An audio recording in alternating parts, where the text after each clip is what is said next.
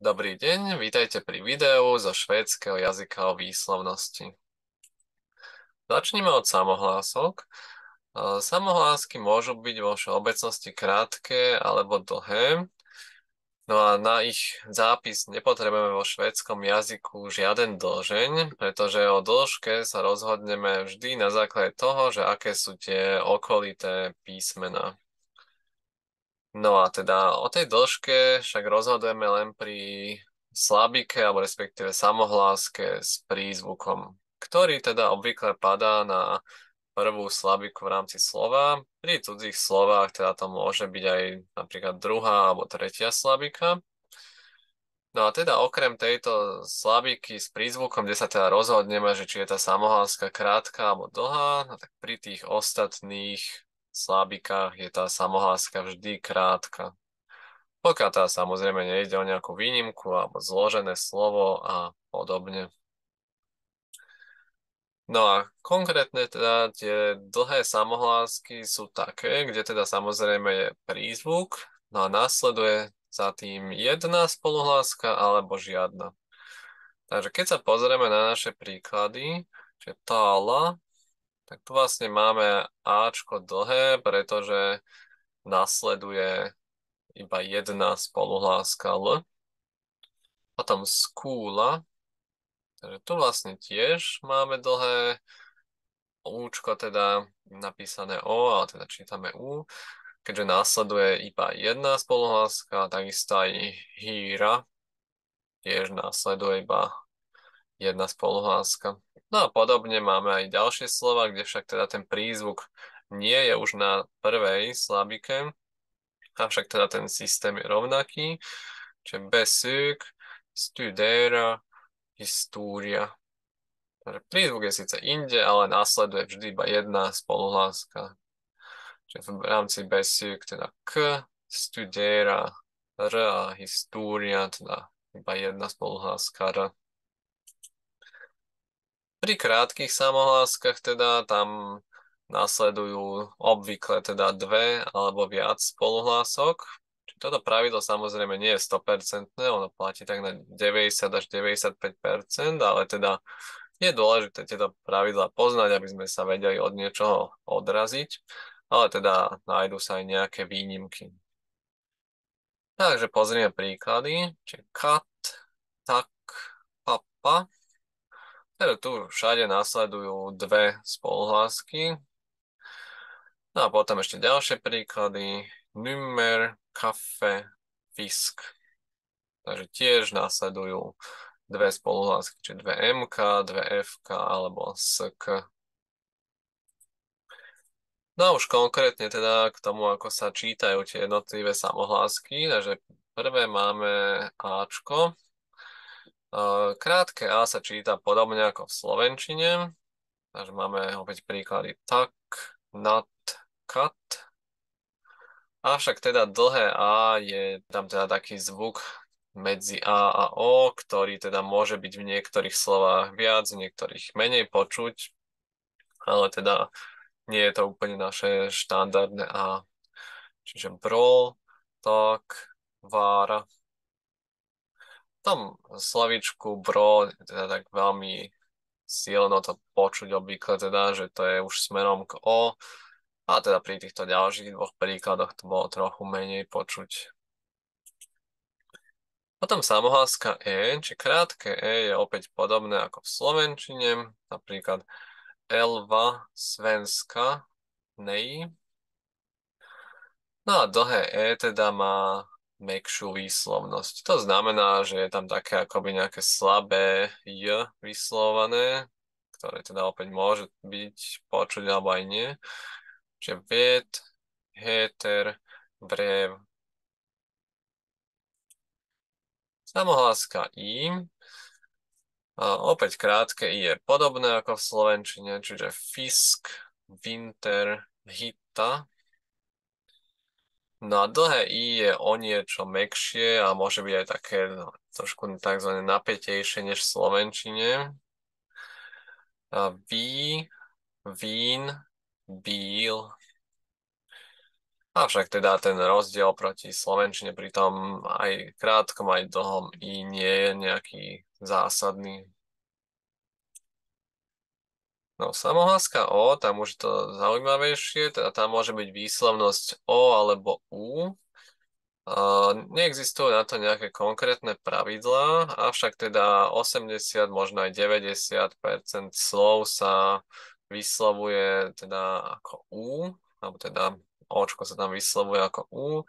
No a iba pri tej veľmi malej časti 10-20% sa to O vyslovuje ako naozaj slovenské O. A teda, čo sa týka aj krátkej, aj dlhej, teda tej možnosti, tak tam tá výslovnosť je veľmi podobná slovenčine. Takže v prvom riadku máme krátku výslovnosť a v druhom teda máme dlhú. Čiže hun, burt, ok, job, skúla, brúr, sova, son.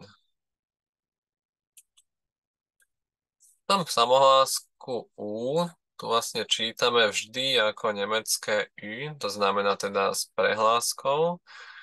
Čiže tento zvuk vieme napodobniť tak, že máme ústa otvorené do U, ale teda povieme I, čiže dostaneme Ü.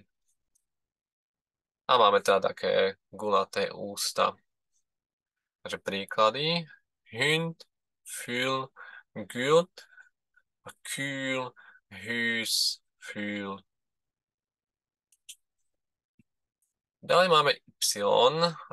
Tento Y by sme mali vyslovať ako také hlboké, temné I. To znamená teda, že by sme si mali dávať záležať na tom, aby bol počuť rozdiel medzi mäkkým a tvrdým I, pretože teda to môže mať aj zásadný význam, čo sa týka nejakého porozumenia. Avšak teda tá kvalita je zhruba rovnaká. Pozrime teda príklady. Máme tu teda tyska, tyka, hilla, ny, fyra, si. Takže vo všetkých prípadoch teda by malo byť jasne počuť ten rozdiel proti íčku. Ďalej máme samohlásku O, teda respektíve A s guľočkou. Tu nie sú žiadne výnimky, tu vždy čítame ako slovenské O, a či už aj krátke alebo dlhé, tam v podstate nie je žiaden rozdiel proti slovenčine. Takže moste, long, monga a so, smo, go. Ďalej ešte máme samohlásku E, čiže A s prehláskou, respektíve otvorené A. V podstate toto by sme teda mali vyslovať, ako keď máme slovenské slovo meso, až na to, že teda v slovenčine sa to už nezvykne tak otvorene čítať. Čiže mali by sme si dávať ešte viac záležať. Máme teda ústa otvorené do A, ale teda povieme E, dostaneme teda E.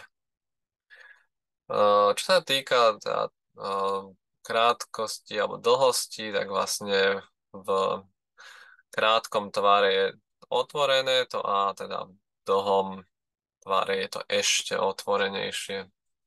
Takže trefa, hest, best a lésa, éta, lérare. No a samohláska Ü, čiže teda O s prehláskou sa vyslovuje ako nemecké Ü. To znamená teda, že ústa máme otvorené do O, ale teda povieme E. Dostaneme teda Ö. Takže trut, dr, höst a öl, Öland, süd. Prejdeme teraz k spoluhláskam. Hneď na úvod máme spoluhlásku G, ktorá sa číta ináč na základe toho, že aké samohlásky, respektíve aj spoluhlásky následujú. Čiže čítame G vtedy, ak následujú samohlásky A, O, Ü, O. To znamená teda ide o zadné samohlásky. No a taktiež aj vyslovujeme G, ak následujú nejaké spoluhlásky. Takže Gotland, Go, Greta. No a potom v ostatných prípadoch, to znamená teda pred tzv. Prednými samohláskami, čiže E, I, Y, A s prehláskou, O s prehláskou, takže jöra, je, jila. No veľmi podobne funguje aj niekoľko ďalších písmen, a to napríklad spoluhláska K, že opäť teda tu budeme riešiť tie zadné a predné samohlásky. Takže ak ide o zadné samohlásky, čiže máme A, O, U a A s guľočkou a teda ešte aj spoluhlásky, tak vtedy čítame teda K. Avšak treba mať na pamäti, že toto K ešte má aj tzv. Prídych. Prídych to je vlastne taká výslovnosť, pri ktorej ako keby sme za tým ešte vyslovili také krátke Ch. Takže koma, kynna, klokka. Čiže opäť v závislosti od slova to môže byť trošku viac, trošku menej počuť, ale teda také slabé ch by tam malo byť. No a potom ešte čo sa týka predných samohlások, tak tam vlastne máme výslovnosť takého zvuku, ktorý v slovenčine nepoznáme. Čiže je to také veľmi meké š, ktoré vlastne čítame tak, že máme ústa otvorené do ch, avšak teda v rámci takýchto otvorených úst vlastne prečítame š. No a zapisujeme ho teda v prepise ako také C s takou kvačkou alebo s háčikom. Avšak teda v rámci švédskeho jazyka sa tento znak konkrétne nevyskytuje, len teda ide o taký prepis. Šípa, šíra a šína. Takže teda také meké š.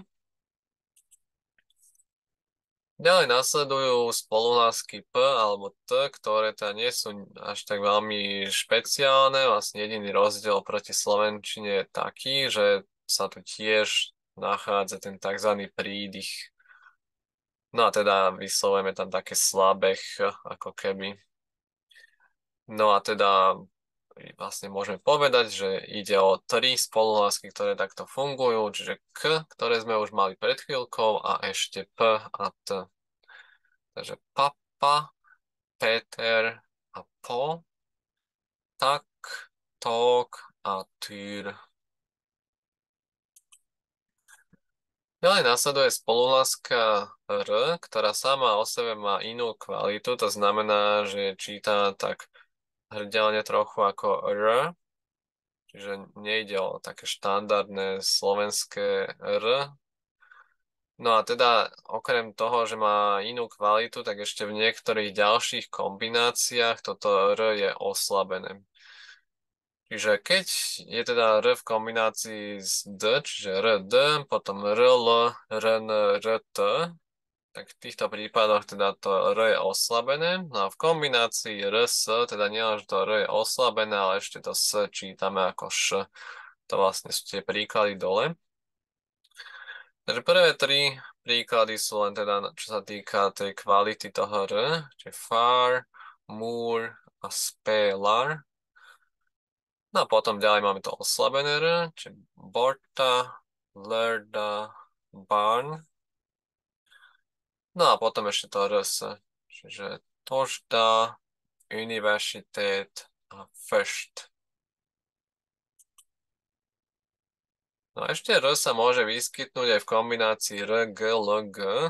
Pokiaľ teda sa nachádzajú tieto kombinácie na konci slova, tak to G sa číta ako J. Takže teda aj RG, aj LG teda bude RJ a LJ. Takže bear, L a hel. Veľmi zaujímavé teda v rámci švédštiny je aj S. Pretože ono síce samotné, to S sa vyslovuje ako v slovenčine, avšak teda v rámci švédštiny teda to S môže byť v rôznych iných kombináciách, kde sa teda vyslovuje ako Ch, alebo aj ako Chw. Takže pozrieme si najprv tieto tri kombinácie, a to SJ, SKJ a STJ. Ono vlastne ani nezáleží na tom, že aká je z tých kombinácií v tom slove, ono sa to číta rovnako. Možno skôr dôležitejšie je to, že aká samohláska za tým je. Môžeme tak vo všeobecnosti povedať, že sa vyskytujú tieto kombinácie s tými samohláskami, ktoré máme v príkladoch, čiže máme tu teda U, O s prehláskou, A s prehláskou a ešte Očko. Teda v rámci teda týchto slov uvidíme, že keď nasleduje U, O s prehláskou alebo O, tak vyslovujeme tieto kombinácie ako Ch, ale keď nasleduje A s prehláskou, tak potom čítame ako Chua.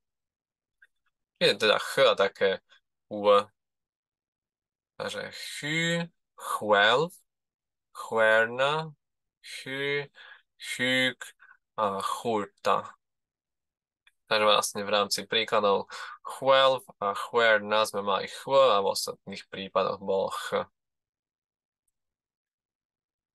No a teda zaujímavé je aj to, že táto spoluhláska s sa v švédčine vyskytuje aj v kombinácii s k. No a tu vlastne opäť potrebujeme rozdeliť tie samohlásky na zadné a predné. Takže ak sú zadné, čiže A, O, U, A s guľočkou a teda ešte aj samozrejme spoluhlásky opäť, tak vtedy čítame normálne SK, čiže napríklad skrýva, skol, skat. No a potom, ak ide o predné samohlásky, čiže E, I, Y, A s prehláskou, O s prehláskou, tak čítame Ch, respektíve Ch. No a môžeme teda povedať, že pri všetkých týchto samohláskach, teda ak sa vyskytujú v tejto kombinácii s k plus táto predná samohláska, tak vo všetkých je to ch s výnimkou o s prehláskou, tam je ch. Takže chvinka, chvinda, chvemta, chweb a chyn. No občas teda sa vyskytnú aj nejaké cudzie slova v rámci textov, kde sa nachádza samohláska s. A prípadne môže teda byť aj nejaké iné slovo, kde teda to s sa nebude vyskytovať. Pozrieme si rôzne prípady tých cudzích slov. No a tieto cudzie slova môžu obsahovať ako ch, tak aj ch alebo š. Môžeme teda pozrieť, ako to bude vyzerať. Takže prvé máme chwev, tu sa jednoducho ch číta ako ch. Potom máme lunch, tam čítame š slovenské. Ďalej máme chuak, čiže sch, čítame ako chu. Potom máme šéma, sch sa tu číta ako š. Ďalej máme duša, tiež š. Potom churnalist, čiže sa to vlastne číta ako ch. Deklina hún, čiže v rámci koncovky t, i, on. To je vlastne taká medzinárodná koncovka, alebo možno aj cudzia koncovka, môžeme povedať, tak tu sa číta vždy hún. A takisto aj v rámci s, i, o, n, či tam je tiež hún, či pen, hún. Takže niektoré tie slova obsahujú to s, niektoré nie, či tu boli vlastne teda príklady rôznych cudzích slov, ktoré teda treba v podstate naučiť na spamäť. No a ešte nejaké ďalšie špeciálne kombinácie, čiže keď máme TJ a KJ, tak tieto vlastne čítame vždy ako to mäkké š. Takže šéna, šej, šugi. Šugi teda má aj nepravidelnú výslovnosť toho očka. No a potom ešte šúl. Slov, kde sa vyskytuje TJ je pomerne veľa, avšak teda tých z KJ je zase pomerne málo. Ďalej máme kombinácie NG a GN. Takže NG je vlastne také tzv. Nosové N, ktoré sa vyskytuje napríklad vo francúzštine, ale možno aj môžeme povedať v nemčine, angličtine a tak ďalej. Ale taktiež ho aj v slovenčine občas máme. A vyslovujeme ho tak povediac nechtiac, napríklad v slove banka. kde vlastne teda sa stretáva N s niektorými spoluhláskami, najčastejšie to býva s K. No a tu vlastne tak nechtiac teda vyslovujeme to nosové N. No a pozrime aj príklady rovno k tomuto, čiže pengar, ingen, long. Čiže to G je veľmi slabé, alebo teda by ho aj nemalo byť počuť ideálne. No a potom GN, táto kombinácia je tiež vlastne to nosové N, ale za tým ešte následuje obyčajné N. Mnohokrát sa stane aj niečo také, že teda zaznie tam dvakrát také obyčajné N, alebo dvakrát nosové, že s tým vlastne nie je až taký veľký problém, ale treba tam ako keby na tom N zastať a povedať ho tak dvojito. Takže manus, ren, van. Ďalej máme ešte kombinácie DJ, GJ, HJ a LJ. V týchto všetkých kombináciách to prvé písmeno nevyslovujeme a všetky teda vyslovujeme iba ako J. Takže jür, júl, jurde, jelp, jus a júp. No potom ešte máme spoluhlásku C, ktorá teda nikdy nie je C, vlastne taký zvuk sám o sebe neexistuje v rámci švédčiny, ale teda to C teda čítame buď ako K alebo S. Pričom teda K máme vtedy, ak ide o zadné samohlásky, či to ste A, O, U, A s guľočkou a takisto aj samozrejme spoluhlásky, ak tam sú. No a S je to vtedy, ak sú tam predné samohlásky, čiže E, I, Y, A s prehláskou alebo O s prehláskou.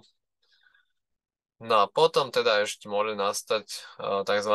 Dlhé K, že by sa vyslovovalo, alebo teda dvojité. A to je vlastne v kombinácii CK. Takže central, cancer a baka. Čiže to dlhé K je vlastne také, že sa zastavíme ako keby v strede a ešte raz ho povieme. Ďalej sú potom ešte také netradičné pre švédčinu spoluhlásky Q, dvojité v X a Z. Q sa v zásade vyslovuje K a nájdeme ho teda v kombinácii Q, U, čo teda nie je veľmi časté. Sú to veľmi často nejaké mená. Dvojité V sa najčastejšie dá nájsť v slovách nemeckého pôvodu a vyslovujeme ho ako slovenské V.